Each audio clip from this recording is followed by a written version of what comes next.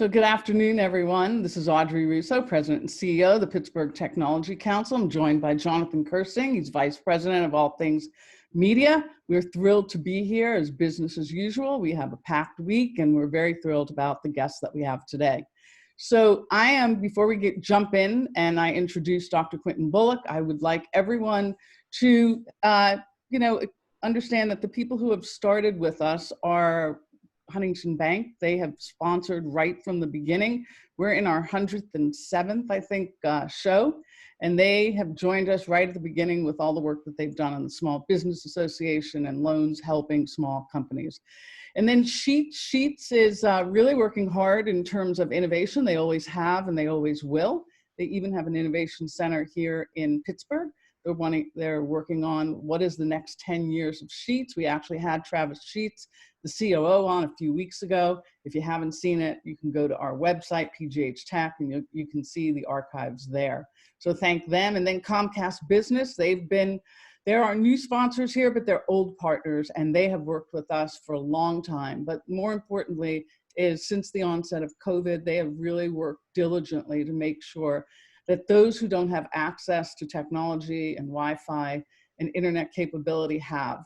And they've been working with families, they've been working with local communities to make sure that people have access. And as you know, and we'll talk about today, is the transformation of learning and education, and Comcast has been at the helm of that. So I want to thank all of them, and if you don't know them, get to know them, because they affect our community. So we've muted your microphones. Your microphones are muted only because we don't want to hear what's going on in the background, and we can give some consideration to Dr. Bullock, as we do for all of our guests. And then I also want to tell you that we have a chat, and the chat is used for you to ask questions of our guest, and with the intention that we will get to the questions. So today, we really appreciate that. This is not an opportunity for you to sell your wares. That's not what today is. This is just really making sure that everyone in our community understands who the leaders are, what kinds of problems people are solving, and how they're helping us for tomorrow. So on that note, I would like to introduce Dr. Quintin Bullock. He runs CCAC, and it's quite an interesting operations, and it is clearly pivotal to our region in terms of the next iteration of workforce, and probably even more so today. When we are going to bring Dr. Bullock on in a moment, but I just want to, he has some material that he would like to share with us so that we can really understand the span and sphere of their influence. Because again, I think you might be very, very surprised. Often we pay attention to the names that seem to be preeminent around the region and get us the exposure around the world. But there is an institution here, CCAC, that is actually driving and creating opportunities for people to enter the workforce in very lucrative and promising jobs for today and tomorrow. So I'm going to bring Quintin, Dr. Bullock. I call him Quintin. I hope that's okay. I like Absolutely. to see him as a friend of ours in the community. And thank you for joining us today. We're thrilled to have you and really appreciate you taking the time with us, because I know you just kicked open school yesterday, and it's not like you have some time on your hands. So we're gonna jump in, and you're gonna share some information and talk about that, but it's intended for us to chat. So Jonathan's gonna be monitoring those questions, and it's meant to be interactive, but really our intent here is to make sure that you understand all that's happening in CCAC and how that really is impacting and adding tremendous amount of value to the workforce that we have in our community right here across Allegheny County. So Dr. Bullock, how are you doing? School opened up yesterday. Want to know, how are you doing? How long have you been in the role that you've been in? Just sort of tell us a little bit about yourself. Well, first of all, thank you for the opportunity to talk with the Pittsburgh Tech Council today to just share some of the exciting work that's occurring here at the Community College of Allegheny County. I have been in this position. I've had the pleasure to serve as president for 6.5 years. It's been a great experience. I enjoy every bit of the work that I do, making a difference for the young men and women, returning adults who come into our institution doors to seek higher education and or be trained into a specific area of work where they can get the necessary credentials to go to work. The last several months have been unprecedented, as we all know. It has been a moment of transformation for the community college and a chance for us to do our own internal assessment and to make the necessary changes to continue to deliver high quality education and training of the individuals who come into our doors. And our faculty, staff, IT team have done remarkable work to really support the work of our faculty in learning the new technologies, working collaboratively with what we put in place about 2 years ago, an endowed professor for technical curriculum and endowed professor for teaching and learning. And under her leadership, prior to COVID-19 pandemic, she worked diligently with our faculty in introducing new instructional tools, new pedagogy, new softwares that enhance the work that we're doing and to ensure we're reaching all levels of the students that we serve. So the 6 months have been very transformative. I'm confident in where we are. We put together a comprehensive returning to reopening college facilities plan, along with a health and safety plan that is in place for everyone who enters into a college campus or center. Must wear a mask, must maintain social distancing of 6 feet, and maintain proper hygiene and sanitation throughout their experience on the college campuses. There's no surprise that, of course, any of our instructional work is done in condensed spaces because it's important for us to adhere to that delivery and keep everyone safe during that educational experience. Good. Okay. So it sounds great. The protocols sound amazing. So let's jump into a couple of things. You have some material that you want to share with us so people can understand exactly what's happening over at the CCAC. So why don't you start just setting the table for us? Okay, I have to find out what happened to my presentation. Oh, okay. Do you see it? No, I don't. You don't. Okay. Did you share it with us? Give me a minute. I'm gonna exit out. Mm-hmm. Okay, I got it. You got it? Okay, thanks. Yeah.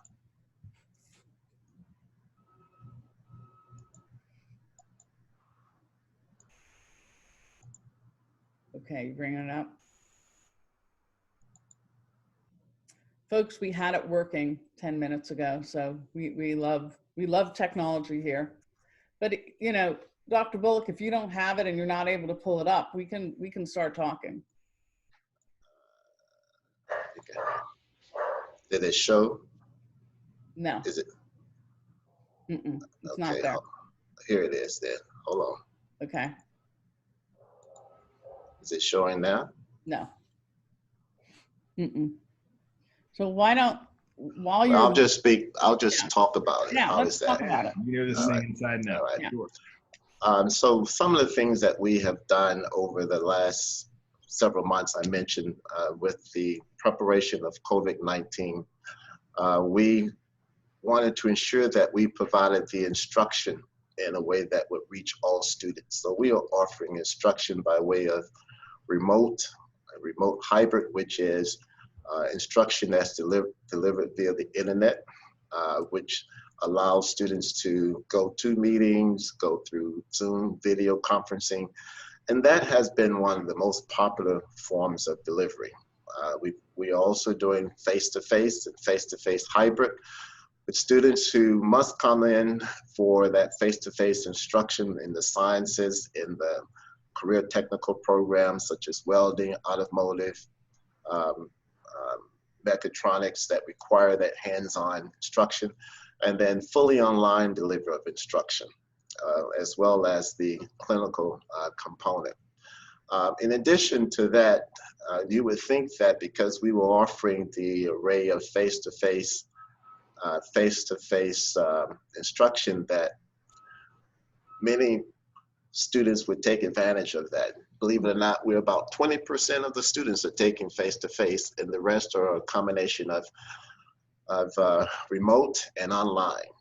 but yet it's still good. And then clinical, because we have a very strong allied health program and nursing program. About 1,700 students are registered in clinical. So the instruction component is going very well.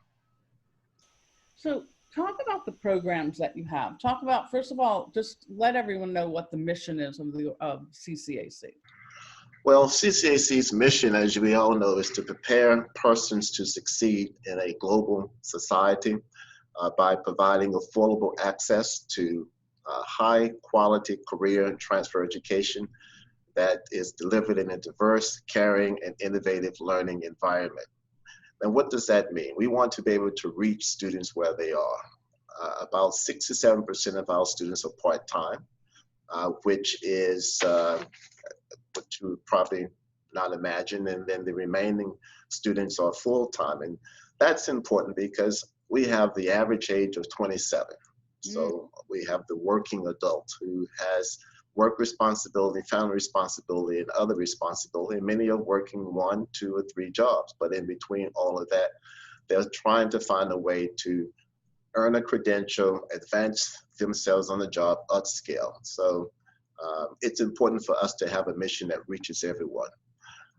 When we look at our vision, and we have a vision specific to workforce, and that's to connect students to what we define as in-demand careers, connecting industry to faculty and students so that our faculty are engaged in understanding what the new market demands are to help us assess and review our curriculum, to ensure that our curriculum is offering the depth of knowledge and hands-on experiences for students to be prepared to go into the workplace, and then connecting learning to projects and relationship buildings that are specific to many of the high demands that have come forth through the inflection reports that were put out by the Allegheny Conference, and responding to the demands of the work within in our region.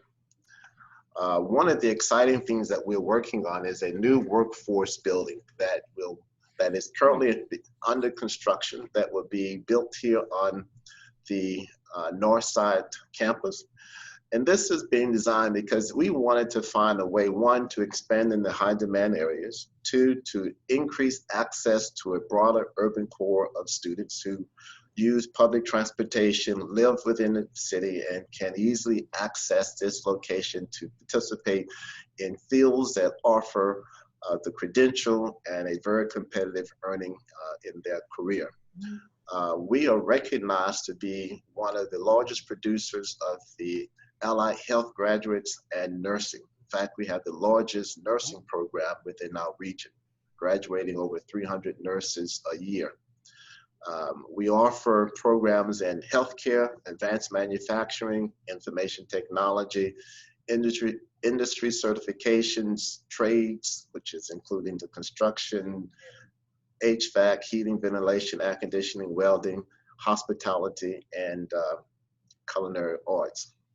In fact, I think that's a secret to many people. They didn't realize that CCAC was the first school to offer a culinary arts program, and we've had that program over the last 40 plus years, and we're now realizing that we must step up to the plate to absorb where the market demand is. So a part of this new workforce building that we're building will include a new culinary arts, as well as spaces to accommodate artificial intelligence, some of the national certifications, robotics, cybersecurity, information technology, and fields that we know are in demand here in the region so that our students will be able to get that credential, stay in the area. And an important tip that I also like to share is that over 96% of our students graduate and remain in the area, which is very competitive when we compare it to our four-year colleges. So you made a comment, and Jonathan, there's a question out there, or a statement, and I think that Dr. Bullock has addressed some of that. Can you extract a piece of it? Absolutely. What's the question? Oh, sorry. Yeah, here, I'll tee this one up for you right here. This is from Dirk Kalp. He talks about basically there being a need for about 80,000 workers in 10 years for the advanced manufacturing industry, and wondering that many of those jobs really require people to be in person in order to get that type of training. And it's just curious how COVID-19 is impacting that, and are people finding employment in these jobs, and has that 80,000 jobs actually materialized?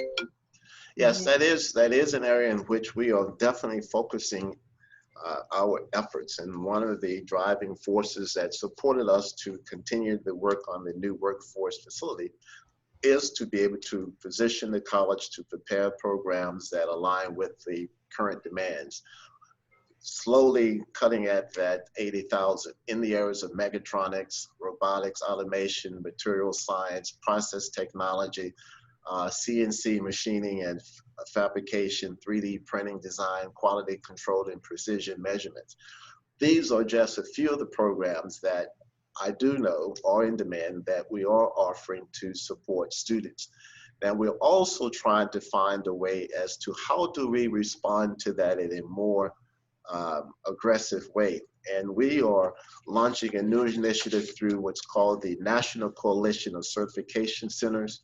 We are preparing CCAC to be one of those centers that will offer packaging that's developed by educators and business partners, industry partners, who will create a specialized training certification that will allow a person to get that skill set that leads directly into workplace, and then we will use that as laddering credentials for a person to continue to earn a certification, associate's degree, and then transfer those credentials on to a four-year college or university.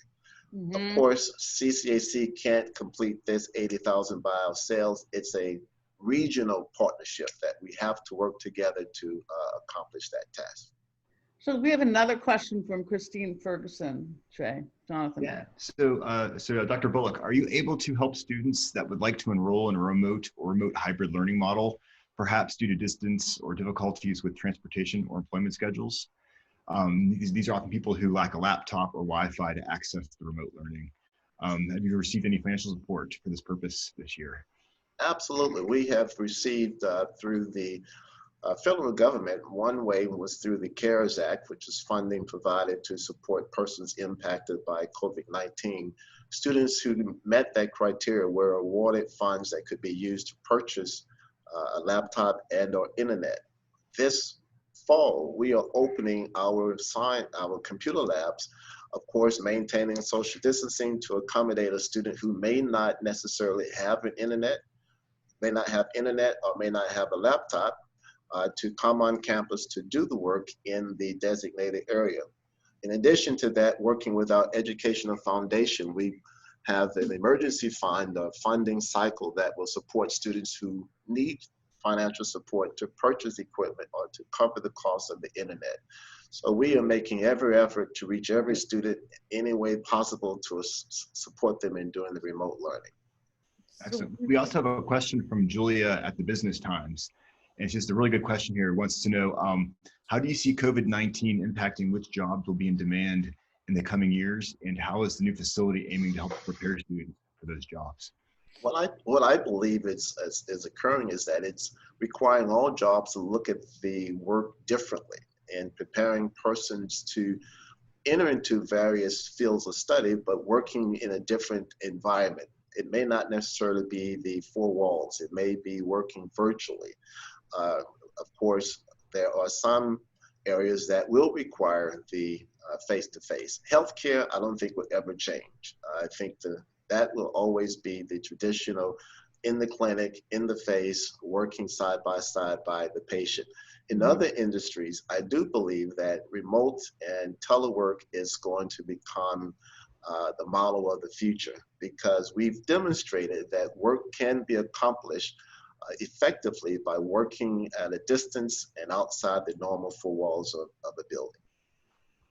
So, the work that you've done in tech is really underexposed in terms of providing people the skills that they need in the certifications.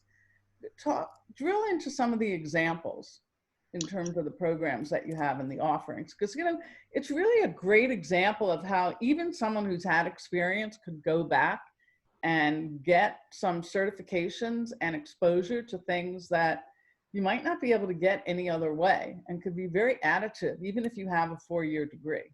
Absolutely. And we are seeing many students come back with a 4-year degree to get specialized certifications. And cybersecurity is a growing area, help desk support, network administration, computer programming. And then we're even doing some special certifications in CompTIA, Microsoft, Red Hat, Cisco, Oh, because wow. these specialized certifications are unique to a job for even upscaling. And when you heard the earlier mention of the National Coalition of Certifications, we will be expanding those different certifications in those areas to be also unique. And one recent partnership that we joined is with the IBM through Partners for Work Reignite program.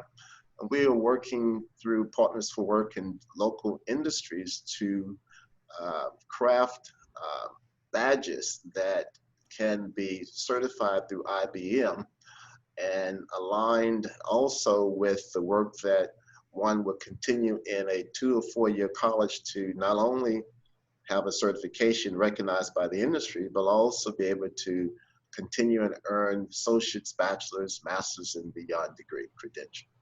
So how are you seeing partnerships with companies in terms of retooling their workforce?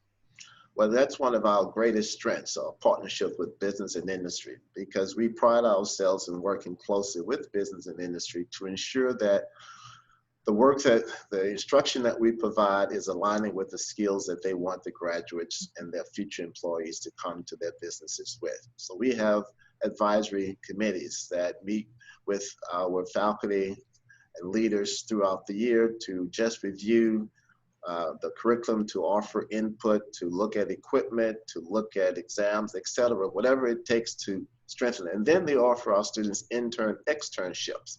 And one of the things we are finding is that students who have gone through these externships are offered jobs following graduation, which is really what we really want, because they've had a chance to experience the readiness of our students, and the students have had a chance to be introduced to local businesses and industry. And so what's really interesting, so you are teaching some coding, right? We are. We do it through our gaming and simulation program that's offered at our North Campus. And it's amazing how that program has jumped off by leaps and bounds with our high schools. And they're taking it now during enrollment as a way to introduce students to computer science. In the end, as part of their studies, they learn coding, and at the final product, they have developed a game. Of course, the game is the catch, but to get to the game, you have to learn all the steps to get to that point. We also offer data analytics, which is another new program. We're one of the few community colleges that have a data analytics certification and associate's degree program. And then what about what the percentage is of people who transfer to 4-year programs? Do you have data on that? Absolutely. Let's see, 58% of our students are in transfer programs. So many students see the 2-year as a pathway into a 4-year college or university. We have seamless partnerships with over 40 colleges in our area, surrounding areas, and another 500 plus across the country. We work closely with our 4-year partners to align courses for students to seamlessly transfer. We have in place articulated agreements to support that effort, and we promote that to students as one way to get to your destination. Wow, that's really, so you actually have relationships outside of the state of Pennsylvania? Absolutely, because many of our students, there's an interest in HBCUs. So I know many go to Cheney and Lincoln, but there are others that there is an interest to go. So we've developed those partnerships for students to transfer upon completion of their associate's degree. That's the catch. We're not preparing you to just go. We want to prepare you prepared to go and be successful in the transfer. Yeah, I mean, that's really remarkable. So the other business opportunity that we have in the tech community is to partner with you for not just what people think of as training, but it's actually certification and acquiring, pivoting of new skills. And I think we really need to hit that point hard, because many of the businesses will look towards short-term training rather than looking at long-term penetration of some of the skills that you offer. So you have done some things. What about in robotics? In robotics, that's our newest program. It is evolving through our engineering technology program. It will be our signature program in the new workforce development facility. We are developing and expanding that curriculum, being led by our endowed professor for technical curriculum, and we hope to have the details of that available in this upcoming academic year. Wow, so Christine Ferguson said she had a friend in CMU that transferred from CCAC. Excellent. And did well there to prepare them to do the work. Excellent. Send us more, and we love to continue to send them on to other colleges in our area. Right. So what do you think, you just kicked off your week, right? You just started, you have all the protocols in place, you have a more mature crowd with, right, the median age is 27 of students that are there. So they're probably working, et cetera, and have lots of responsibilities. What do you think are the biggest opportunities ahead? Like even if it's near term? The biggest opportunities are providing the options for students to continue their studies during this period of transition in the midst of COVID-19 pandemic, to continue to build on new programs that we know are the future formats, such as the NC3 certifications. That is the future for workforce career technical programs. My most exciting project is the construction of the new workforce building. That would be a great resource for our region and an expanded way for us to reach a larger number of students for responding to the high demand areas that supports the 80,000 shortages that's projected in the next several years. Do you think we're going to be able to fix that 80,000 gap? Well, I can say that CCAC is definitely excited and wants to be a key leader in every area specific to workforce development. So I would love to take all 80,000 to come through our doors. I know that's a big task, but in the end, I think it's what we are all committed to do through the 2-year experience. And so there's one more question that's from Michelle Price. What about counseling? Are you offering counseling that for students that are exploring after high school or like in their senior year? Absolutely. In fact, COVID also allowed us to do everything virtual. So you can now speak to a counselor and advisor virtual, like going on the college's website, click virtual services, and you can go straight to a counselor into chat, virtual chat. We work closely with high school students through our dual enrollment, dual academy. The college and a high school is where high school students are taking college classes while also enrolled in college.